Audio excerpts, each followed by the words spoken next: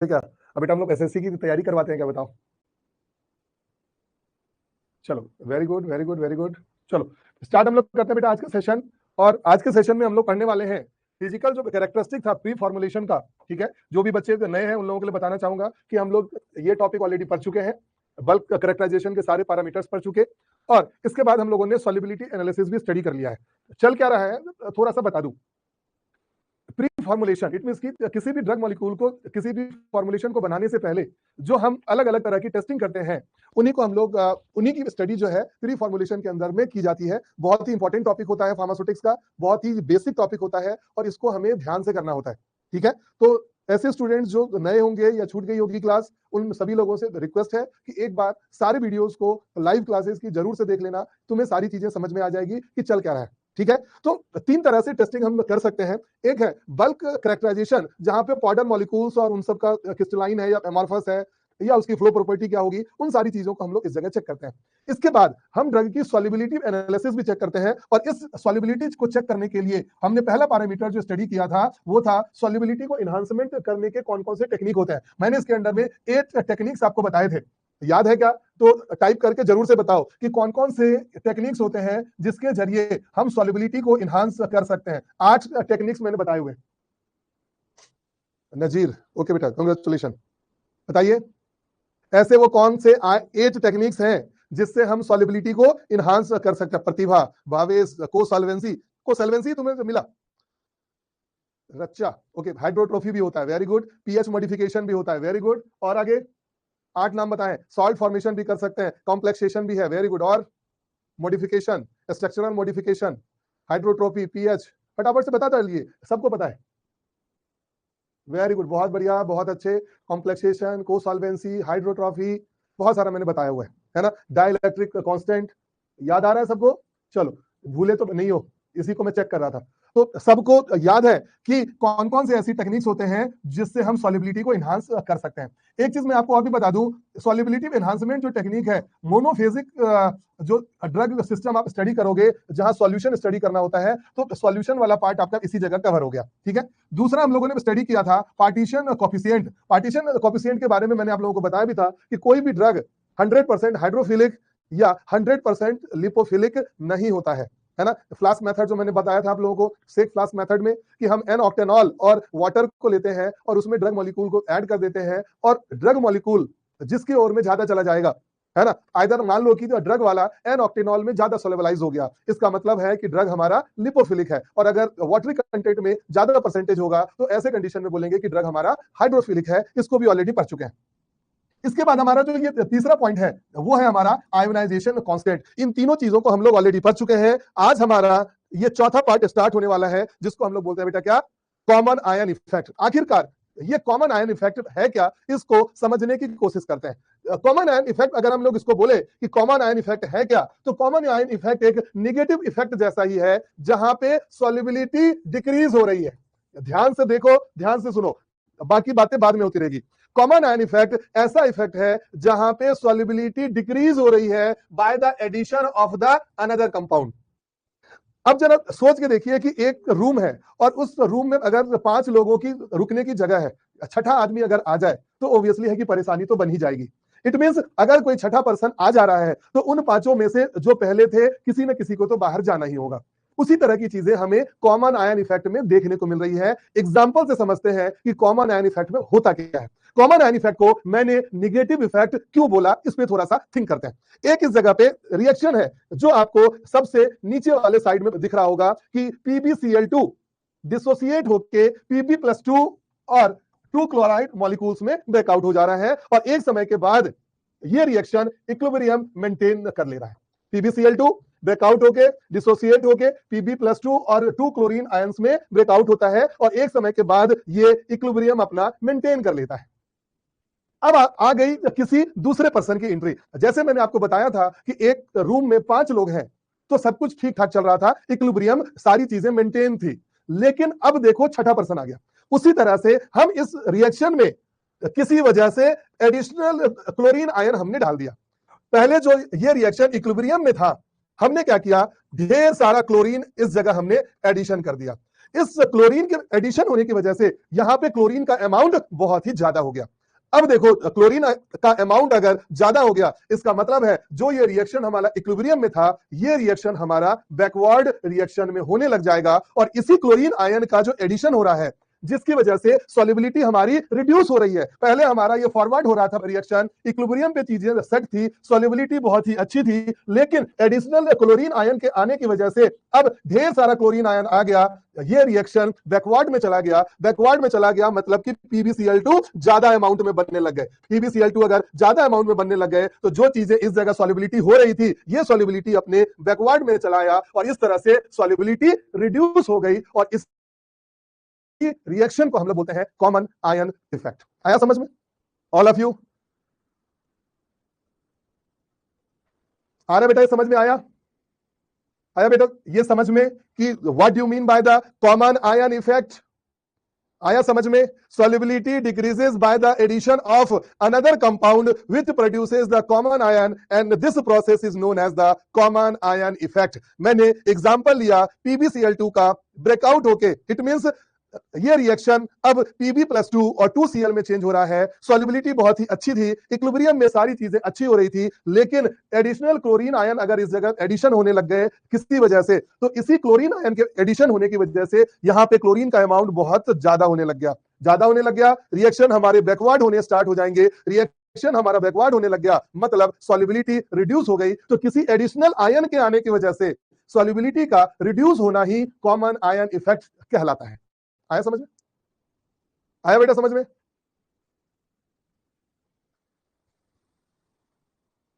आपकी जिंदगी बहुत ही अच्छी चल रही है, आपकी जिंदगी बहुत ही अच्छी चल रही है, कोई ऐसा पर्सन आ गया जो आपके आसपास के लोगों को भड़काने लग जाएगा आपके खिलाफ, तो आपकी परेशानी बढ़ जाएगी, आपकी लाइफ नॉर्मल से एबनॉर्मल हो जाएगी, जैसा फिल्मों और सीरियल में दिखाया जाता है। जो वो एडिशनल पर्सन है जिसकी वजह से आपकी लाइफ परेशानियों से घिर गई, वही एडिशनल पर्सन जो परेशानियों को बनाता है, वही कॉमन आयन है। सारी चीजें अच्छी चल रही थी, रिएक्शन फॉरवर्ड हो रहा था, रिएक्शन सॉल्युबिलिटी बहुत अच्छी थी, हमने क्लोरीन डाल दिया, पहले से 2 क्लोरीन है और क्लोरीन आ गया, अरे भैया और क्लोरीन आ गया तो ये बनेगा क्या? अब ये उल्टा चलने लग जाएगा, जो ये ऐसा चल रहा था है ना, अब ये क्या होगा, ज्यादा अमाउंट में इस साइड आने लग जाएगा, तो सॉल्युबिलिटी हो गई ना रिड्यूस। इतना तो आसान है, सॉल्युबिलिटी रिड्यूस हो गई, यहां कोई प्रेसिपिटेशन नहीं हो रहा है बेटा। एडिशनल अपना दिमाग, साइंटिस्ट वाला दिमाग क्यों लगाने लग जाते हो? अब मैंने एक सिस्टम लिया RH, R-H+, H+ का अमाउंट इंक्रीज होता चला गया, मतलब कि सिस्टम का pH डिक्रीज हो गया, सिस्टम हमारा एसिडिक हो गया। अब हम लोग क्या बोलेंगे, इस हाइड्रोजन आयन की वजह से प्रोडक्शन रेट क्या हो जाएगा, रिड्यूस हो जाएगा। जो ये रिएक्शन इधर जा रहे थे, हाइड्रोजन आयन अगर इस जगह पे बहुत सारा हो जाएगा तो ऐसे कंडीशन में रिएक्शन हमारा बैकवर्ड होना शुरू हो जाएगा। Such kind of reaction is the common ion effect. बहुत ही आसान है समझने का, और इसमें ऐसा कुछ भी नहीं था जो किसी भी बच्चे को ना समझ में। होपफुली कि आप सभी लोग समझ चुके होंगे। आते हैं हम लोग अगले question. What is the common ion effect? What do you mean by the common ion effect? Common ion effect किसको बोलते हैं? अजान, अरजान बेटा एक बार वीडियो को चला के क्लास के बाद में सुनना। आई थिंक सो कि तुम अभी सब्जी मार्केट में घूम रहे हो और पढ़ाई भी कर रहे हो। अगर ध्यान से सुनते तो मैं ऐसा कोई एलियन वाली टाइप की बातें मैं नहीं बता रहा था। रिएक्शन है, फॉरवर्ड आया, क्लोरीन ज्यादा हो गया, बैकवर्ड हो गया, सॉल्युबिलिटी घट गई, रिएक्शन को कॉमन आयन इफेक्ट बोला। और क्या है इसमें? ठीक है, what do you mean by the common ion effect? Shivangi, Ashutosh, Ankita, Ashish, Namdev very good, Tanmay very good बेटा बहुत अच्छे, मेघा बहुत बढ़िया, मनीष बहुत अच्छे बहुत अच्छे, समृद्धि वेरी गुड बेटा बहुत अच्छे। सबको पता चल गया कि ऑप्शन हमारा बी आने वाला है, decreases in the solubility due to the addition of a compound और ion producing a common ion, that is known as the common ion effect. ठीक है, चलो वेरी गुड, बहुत बढ़िया। नेक्स्ट आते हैं अगला question, identify the incorrect answer. इनमें से कौन सा स्टेटमेंट जो है गलत है, आइडेंटिफाई करिए। एग्जैक्टली, कॉमन आयन के आने की वजह से सॉल्युबिलिटी रिड्यूस होती है, इसीलिए जब हमें ड्रग को फॉर्मुलेट करना होगा, फॉर्मुलेशन कर रहे होंगे, तो इस तरह से कॉमन आयन का उस जगह पे आना, उस सिस्टम में इनकॉर्पोरेट होना, इन सारी चीजों को बचाना है, इसीलिए तो हम ये स्टडी कर रहे हैं। कॉमन आयन का इफेक्ट तुम्हें पता होगा, तभी तो आप उन चीजों को बना पाओगे। इनमें से कौन सा गलत है? पहला statement, cosolvency is the solubility enhancement technique, बिल्कुल ही सही जवाब है। Shake flask method is used to determine the partition coefficient, बिल्कुल ही सही जवाब है, ठीक है। इसके अलावा सी, solubility of highly soluble salt is decreased by addition a common ion is known as the common ion effect, ठीक है। और डी है diffuse reflectance spectroscopy is used for the drug excipient study analysis। Answer क्या होगा?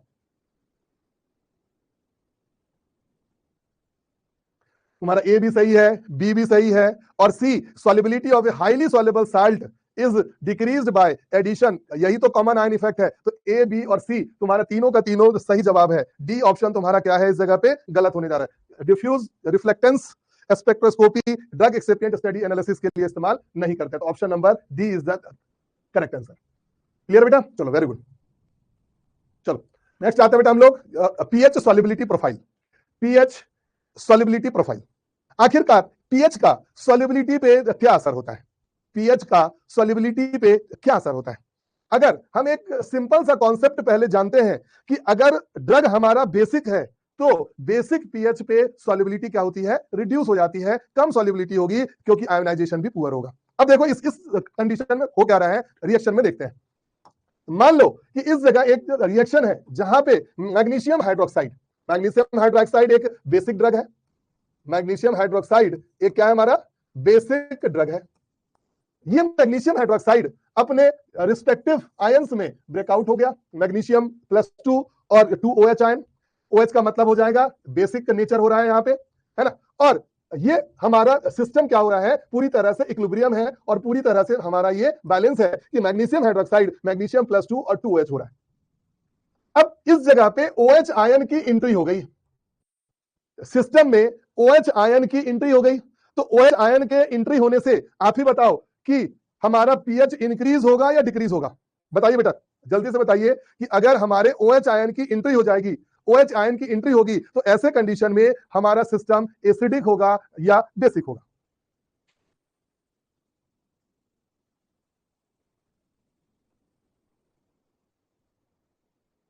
Very good, बहुत बढ़िया।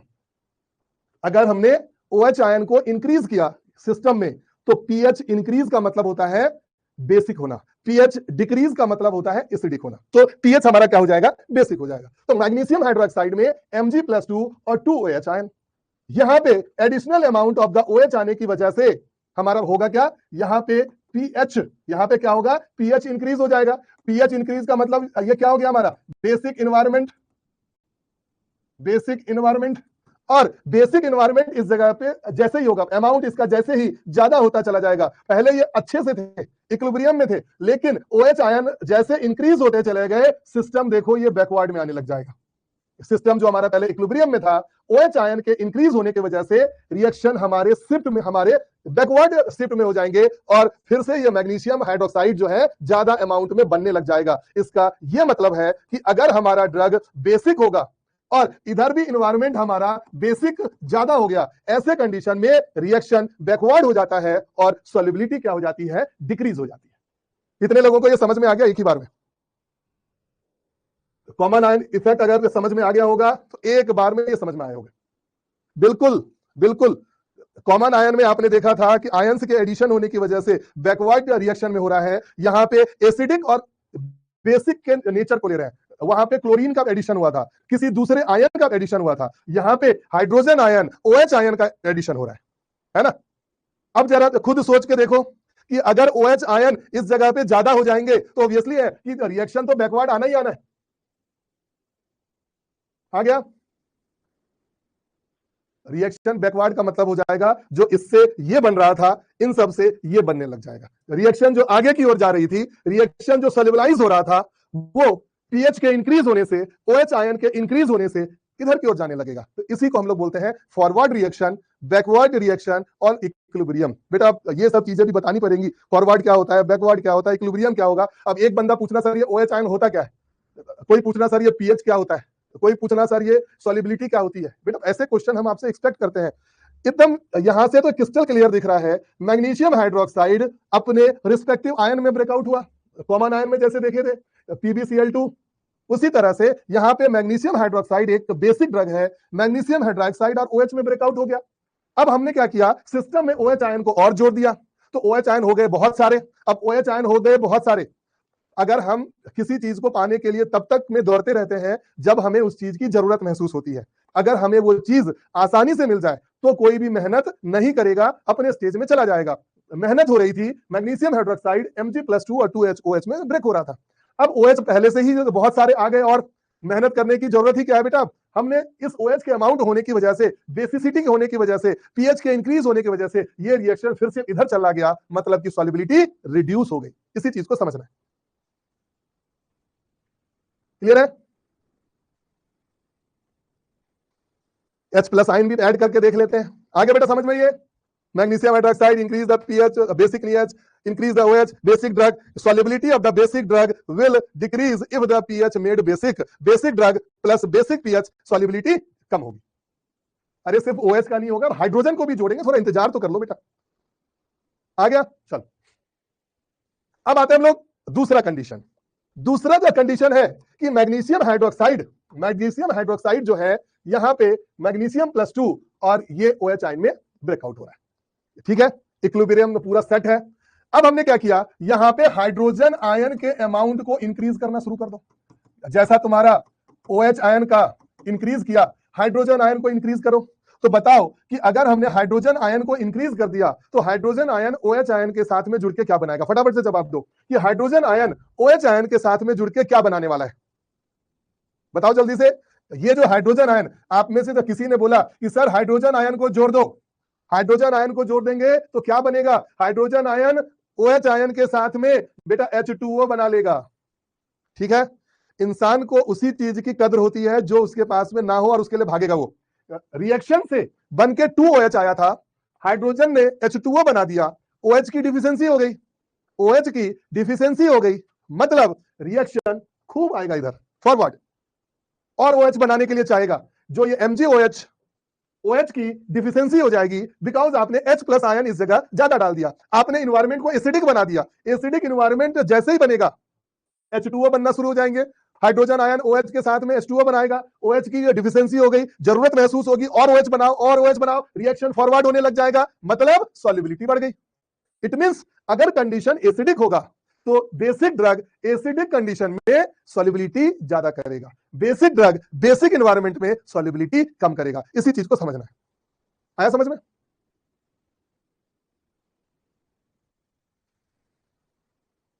Solubility को decrease करना है, एनवायरनमेंट को बेसिक बनाइए, एक ही तरह का एनवायरनमेंट बना दो, एक ही तरह का एनवायरनमेंट बना दो, सॉल्युबिलिटी घट जाएगी। डिफरेंट टाइप के एनवायरनमेंट को रखो तो सॉल्युबिलिटी बढ़ जाएगी। आया समझ में?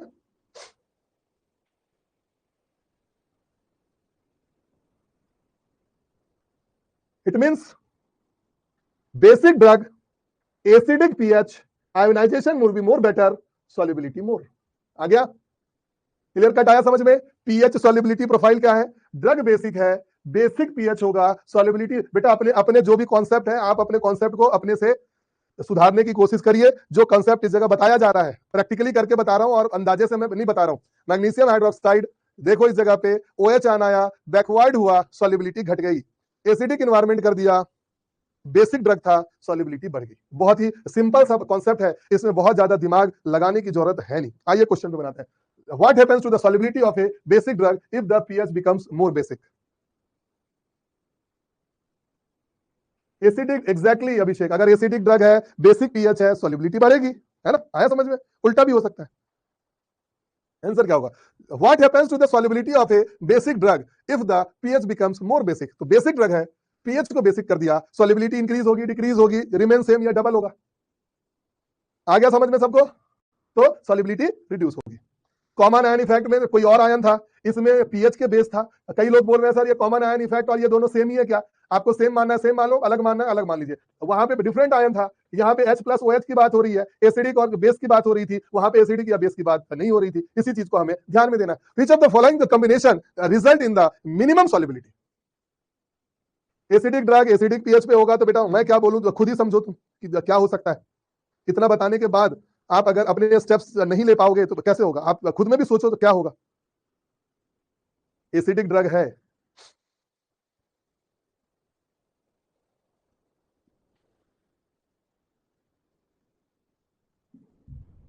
आंसर क्या हो जाएगा? Acidic drug acidic pH, basic drug basic pH, basic drug acidic pH, acidic drug basic pH, A और बी दोनों होगा। चलो वेरी गुड। तो आंसर क्या हो जाएगा, बेसिक ड्रग बेसिक पीएच हो या एसिडिक ड्रग पे हमारा एसिडिक पीएच हो, है ना, दोनों जगह पे क्या होने जा रहा है, बोथ आर करेक्ट। ठीक है, चलो बाकी बेसिक और ये दोनों के दोनों आंसर हो जाएंगे। आज अगले क्वेश्चन पे, when the pH of the solution is lowered, when the pH of the solution is lowered, more acidic, what happens to the solubility of the basic drug like magnesium hydroxide?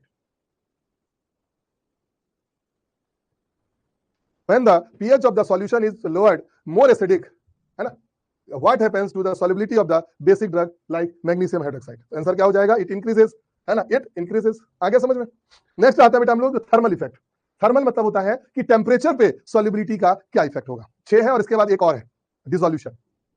Thermal effect, it means temperature पे solubility का क्या असर होगा। मान लो कि जो ये drug हमारा हम इस जगह पे देख रहे हैं, ये ड्रग फाइनली किसी न किसी सॉल्वेंट में या किसी न किसी मीडियम में जाके सॉल्युबलाइज होगा, और अगर हम बात करें रूम टेम्परेचर का, तो ये टैबलेट हमारा बॉडी में जाने के बाद में ड्रग मॉलिक्यूल्स में चेंज होता है, और अगर हम लोग इसको एक्सटर्नली देखें तो ये टैबलेट सॉल्यूशन में जाके क्या होगा, डिसोल्यूट होगा, और डिसोल्यूट होने के बाद में ये अपने ड्रग मॉलिक्यूल्स में चेंज हो जाएगा।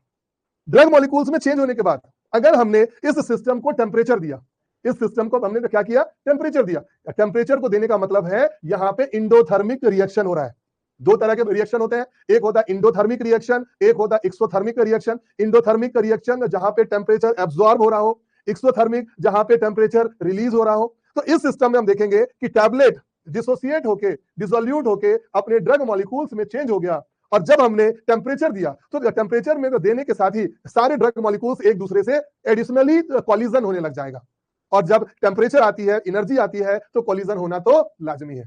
और ऐसे कंडीशन में जैसे ही कोलिजन हमारा फास्ट होगा, सॉल्युबिलिटी हमारी इंक्रीज हो जाएगी। 99% ऑफ द ड्रग में टेम्परेचर के इंक्रीज होने की वजह से, मतलब इंडोथर्मिक रिएक्शन होने की वजह से सॉल्युबिलिटी इंक्रीज हो जाती है। आइए इस जगह पे हम लोग देखेंगे, most of the drug solubility usually raises in temperature. This solubility is considered as the temperature dependent endothermic process, the concept only endothermic process where the temperature absorb 99% of the solubility अपने forward reaction में जाएगा। Forward reaction का मतलब है solubility enhance हो जाएगी, मतलब increase in the temperature, increase in the drug solubility। इसके बाद आते हैं बेटा हम लोग एक्सोथर्मिक प्रोसेस। एक्सोथर्मिक का प्रोसेस का मतलब होता है जहां एनर्जी या हीट रिलीज होती है। ऐसे कंडीशन में टेम्परेचर के इंक्रीज होने की वजह से ड्रग इनसॉल्युबल फॉर्म में आता है और ड्रग बैकवर्ड रिएक्शन में चला जाएगा और सॉल्युबिलिटी ऑब्वियसली है रिड्यूस हो जाएगी। तो मोस्ट ऑफ द केसेस में टेम्परेचर के इंक्रीज होने की वजह से सॉल्युबिलिटी इंक्रीज होती है। बस कंडीशन हमें ध्यान में रखना है कि एक्सोथर्मिक रिएक्शन के कंडीशन में ही सिर्फ हमारा सॉल्युबिलिटी रिड्यूस होने के लिए जाएगा। ओके, क्लियर है ना? आ जाइए अब हम लोग बात करते हैं बेटा, higher the heat of the solution, greater will be influence of the temperature। इसको एक रिएक्शन के द्वारा डिटरमाइन किया, लीड चैटर्लियस प्रिंसिपल्स। आप लोगों ने ऑलरेडी इसके बारे में केमिस्ट्री में सुना भी होगा और टेम्परेचर का इफेक्ट भी देखा होगा कि टेम्परेचर इंक्रीज हो रहा है मतलब favours the endothermic reaction, temperature अगर डिक्रीज हो रहा है it favours the exothermic reaction. इस कंडीशन में लॉग एस इक्वल टू हो जाता है delta H S RT square, जहां पे एस का मतलब होता है molar solubility, delta H S मतलब होता है different heat of solution, R जो है हमारा गैस कांस्टेंट है और टी हमारा क्या होगा, एब्सोल्यूट टेम्परेचर होता है।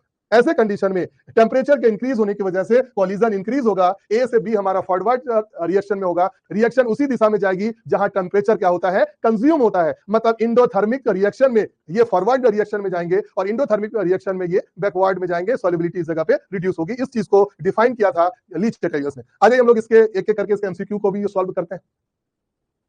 Which of the following statement is true about most of the drug solubility with the temperature? Temperature को रिड्यूस करोगे सॉल्युबिलिटी घटेगी, सिंपल सी चीज है। इस चीज को तो हम लोग ऑलरेडी पहले पढ़ भी चुके हैं। Super saturated solution, super saturation में क्या होता है, सुपर सैचुरेशन में होता क्या है, सैचुरेट होने के बाद में सिस्टम अगर हम जब उसको टेम्परेचर देते हैं, एक्स्ट्रा प्रेशर देते हैं, तो additional amount of the solute हमारे सॉल्वेंट में ऐड हो जाता है और तब उस सिस्टम को हम लोग सुपर सैचुरेटेड सिस्टम बोलते हैं। उसी चीज की तो ये बात हो रही है। और क्या बात हो रहा है, Which of the following statement is true about the most drug solubility with temperature? Drug solubility usually increases with the temperature. Temperature के increase होने की वजह से drug solubility बढ़ती है। आज अगले क्वेश्चन पे, What happens to the drug solubility in an exothermic process when the temperature increases? It increases, it remains the same, it decreases, it becomes highly soluble. ध्यान देना, इस जगह क्या लिखा हुआ है, एक्सोथर्मिक प्रोसेस है लिखा हुआ। एक्सोथर्मिक प्रोसेस है लिखा हुआ, exothermic, endothermic, exothermic, endothermic solubility increase, exothermic solubility decrease. आ गया समझ में? Very good. सभी लोगों के तो आ रहे जवाब। नामदेव, निधि, Anuj, Isha, Khushi, very good. Mohammed Javed, good. Anuj, very good. और कोई? कोमल, गुड, बहुत बढ़िया। सबको आ तो रहा है समझ में। Which reaction direction is followed in an exothermic dissolution process when temperature is increased? Backward reaction, no reaction, forward reaction, reversible reaction. बनाइए।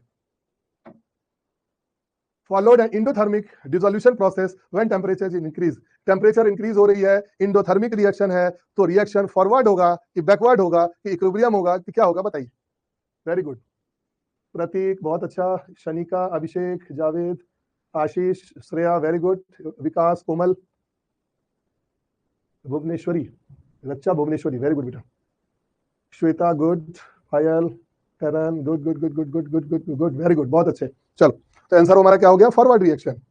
आ जाइए। According to the equation which factor does not directly influence the solubility? इनमें से कौन सा factor solubility को direct influence नहीं करता? Delta H, T, S, volume of solvent.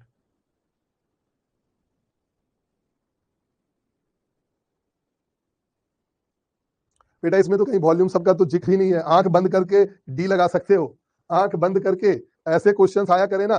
अरे इसमें तो कहां वॉल्यूम का कुछ है? कहानी क्या? बताओ। According to the equation which factor does not directly influence the solubility? तो volume of the solvent, heat of the solution है, एब्सोल्यूट टेंपरेचर है, एस है, सब है, वॉल्यूम नहीं है। D answer is correct. आ जाओ। Which of the following statement is true based on the Le Chatelier principle for the endothermic dissolution? Increasing temperature decreases solubility, decreasing temperature increases solubility, increasing temperature favors solubility, temperature has no effect on solubility. Which of the following statement is true based on the Lee-Chatelius principle for endothermic dissolution? Increasing temperature decreases solubility, decreasing temperature increases solubility, increases temperature favors solubility, temperature has no effect on solubility. Very good everyone. बहुत सारे बच्चे सबने सी जवाब लगाया है, कोई भी ऐसा नहीं है जो कुछ और लगाया हो। चलो वेरी गुड। आते हैं अगले क्वेश्चन पे। नेक्स्ट आते हैं बेटा हम लोग डिसोल्यूशन। समय कम है, वीडियो को दोबारा देखना, कंफ्यूजन होगा तो थोड़ा सा अपने से भी पढ़ लो थोड़ा, है ना। और कोई प्रॉब्लम है तो सबको बताता तो मेरे नंबर पे मैसेज किया करो, उसको देखेंगे, सॉल्व करेंगे, है ना। चलो हम लोग बात करते हैं बेटा डिसोल्यूशन। आप सबसे पहले जानते हो कि टैबलेट, इट मींस कि जो हमारा सॉलिड डोजेस फॉर्म होता है, पहले वो हमारा क्या होता है? डिसइंटीग्रेट होता है और फिर जाके क्या होगा? डिसोल्यूट होगा। कभी भी कोई ड्रग पार्टिकल के फॉर्म में डिसॉल्व नहीं होता। इट मींस कोई भी ड्रग पार्टिकल जो है फाइनली अपने मॉलिक्यूल्स में जाके ब्रेकआउट होता है और मॉलिक्यूल्स में ब्रेकआउट होने के बाद में वो पूरी तरह से सिस्टम में डिसोल्यूट हो जाता है और इसी प्रोसेस को हम लोग डिसोल्यूशन प्रोसेस बोलते हैं और ये एक मास ट्रांसफर प्रोसेस है। It means transfer of the solid particles into the solution. Transfer of the solid particles into the solution. This is known as the dissolution process. इसको हम लोग क्या बोलते हैं बेटा? डिसोल्यूशन प्रोसेस बोलते हैं। और ये सारी चीजें सैचुरेटेड कंडीशन के अंदर हो रही है। इसका मतलब हम इस डिफिनीशन को और भी मॉडिफाई कर सकते हैं। Transfer of the drug molecule from the solid particles into the solution under the saturated condition, this is known as the dissolution process. Biopharmaceutics में बहुत सारी जगह आपने ये डायग्राम तो देखा ही होगा। आइए इससे हम लोग समझते हैं कि आखिरकार ये है क्या। इस डायग्राम के अंदर अगर हम लोग देखें तो ये हमारा एक सॉलिड डोजेस फॉर्म है जिसको हम लोग बोलते हैं टैबलेट।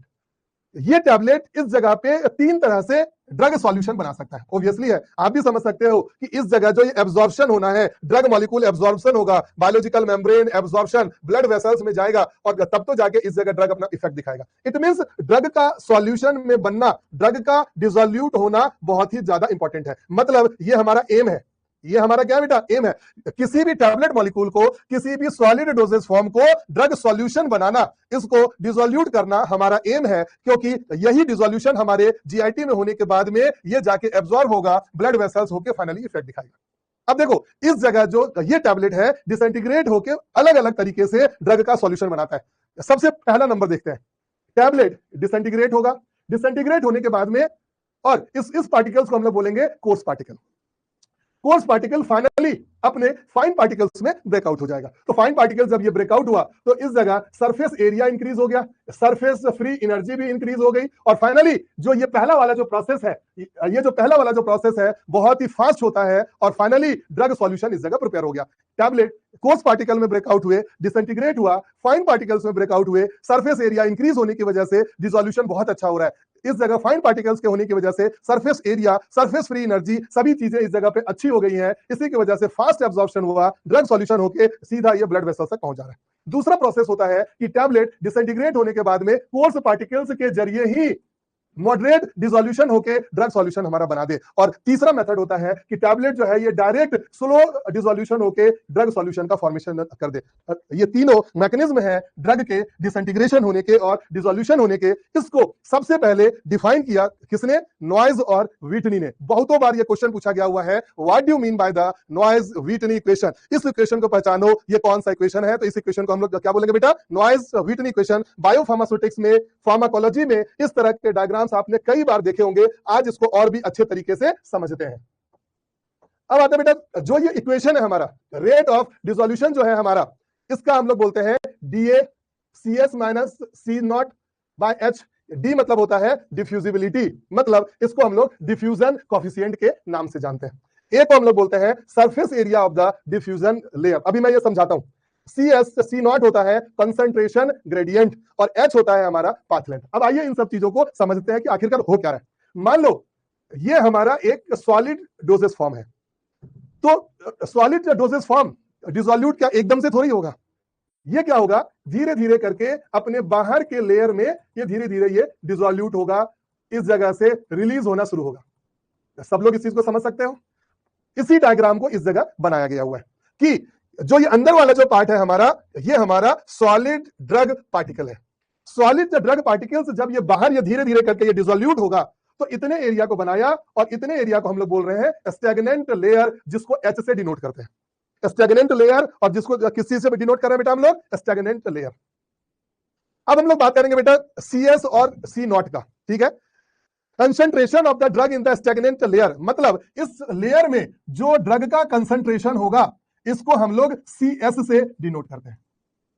इसको समझो, सेंटर में हमारा ये ड्रग मॉलिक्यूल है, टैबलेट है, आगे ये क्या हो रहा है? डिसइंटीग्रेट, डिसोल्यूट हो रहा है। इस डायग्राम को देखो, सॉलिड पार्टिकल्स सेंटर में, आसपास के एरिया में ये डिसोल्यूट होने लग जा रहा है। इस एरिया को हम लोग स्टैग्नेंट लेयर बोलते हैं, और इस रीजन में जो ड्रग का कंसंट्रेशन होता है, हम उसको CS बोलते हैं, concentration of the drug in the stagnant layer. और इस जगह जो कंसंट्रेशन होता है, हम लोग उसको बोलते हैं C नॉट, मतलब concentration of the drug in the bulk. ये हमारा बल्क हो गया, इस बल्क को C नॉट, और इसको हमने बोल दिया CS, ठीक है? और इन दोनों के डिफरेंस को हम लोग बोल दिया that is the concentration gradient. H समझ में आ गया, पाथ लेंथ हो गई, CS C नॉट समझ में आ गया, surface area of the diffusion layer A हो गया, और डी हम लोग बोलते हैं डिफ्यूजन कोएफिशिएंट को। आया समझ में बेटा? ये आया समझ में? आया समझ में? ये डायग्राम, इट मींस डीए की वैल्यू जितनी ज्यादा, ए की वैल्यू जितनी ज्यादा, कंसंट्रेशन ग्रेडियंट जितना ज्यादा, डिसोल्यूशन उतना ज्यादा होगा। आया समझ में? डी की वैल्यू जितनी ज्यादा, ए की वैल्यू जितनी ज्यादा, कंसंट्रेशन ग्रेडियंट जितना ज्यादा, मतलब डिसोल्यूशन रेट उतना ज्यादा होगा, डायरेक्टली प्रोपोर्शनल है। लेकिन एच की वैल्यू, पाथ लेंथ, अगर पाथ लेंथ से ये इनवर्सली प्रोपोर्शनल होगा, यहां से डायरेक्शनल होगा, मतलब पाथ लेंथ जितना कम होगा, डिसोल्यूशन उतना अच्छा होगा। आगे समझ में? आगे समझ में? तीन जो है ये डायरेक्टली प्रोपोर्शनल है, एक जो है इनवर्सली प्रोपोर्शनल है। डी ज्यादा अच्छा डिसोल्यूशन, ए अच्छा डिसोल्यूशन, CS C नॉट अच्छा डिसोल्यूशन। पाथ लेंथ जितना कम, डिसोल्यूशन उतना अच्छा, मतलब कि बहुत ही कम एरिया में डिसोल्यूट हो गया बहुत ही अच्छे तरीके से। पाथ लेंथ जितना कम होगा, डिसोल्यूशन उतनी अच्छी। इनवर्सली प्रोपोर्शनल है ना, ये देखो इनवर्सली प्रोपोर्शनल।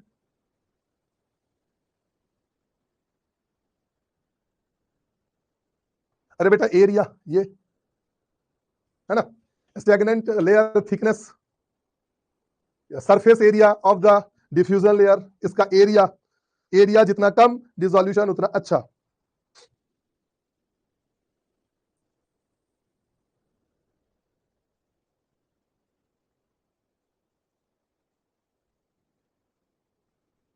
क्लियर? अरे बेटा मैं एकदम से सिंप्लीफाइड वे में आपको मैं इजी वे में करके दिखा रहा हूं, है ना, ताकि आपको समझ में आ जाए। अब मैं क्या बताऊं, बताओ। अब तुम लोग ऐसे चक्करों में फंसे रहोगे तो मैं क्या बताऊं कि इसमें सी नॉट भी था, ये भी था, वो भी था। अरे भैया समझने की कोशिश करो। ठीक है, आया समझ में ये? Disintegration, fine particles, moderate slow dissolution, absorption in the blood vessels. ठीक है, डिसोल्यूशन, मास ट्रांसफर प्रोसेस, सैचुरेटेड कंडीशन में मॉलिक्यूल्स में आएगा, डिसॉल्व होगा, सॉल्यूशन बनेगा। और इस तरह से नॉइज व्हिटनी इक्वेशन के बारे में भी जाने और समझे। थोड़ा सा खुद को भी समय दीजिए।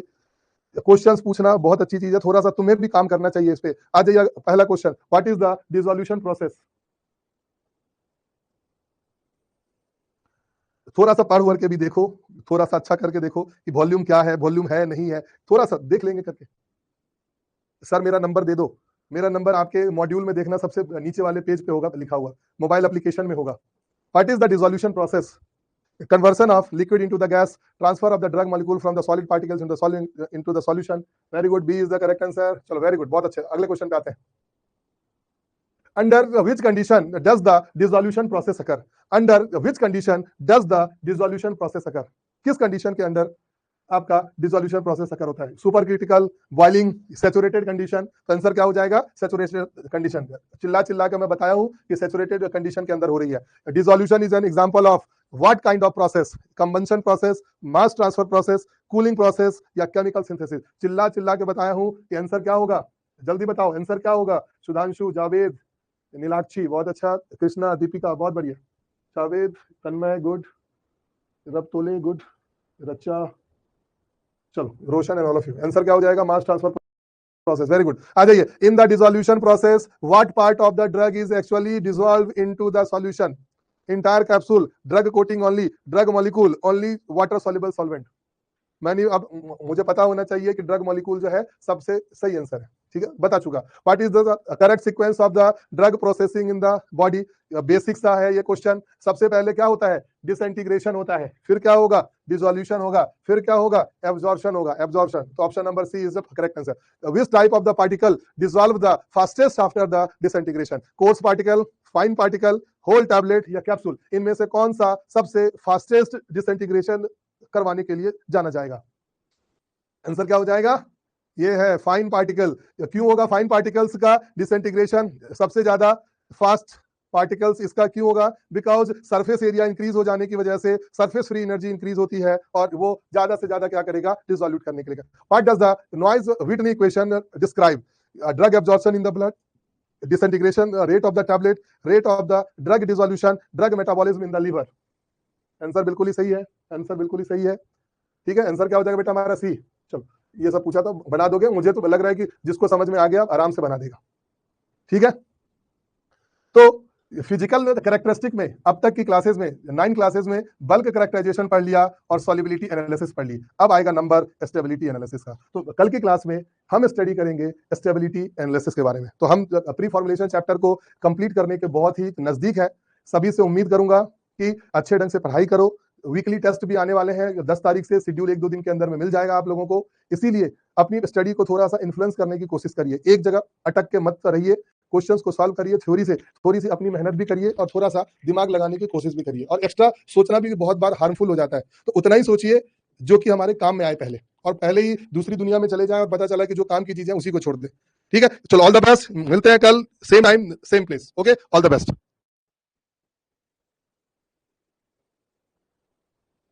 Thank you. चलो ठीक, चलो बाय।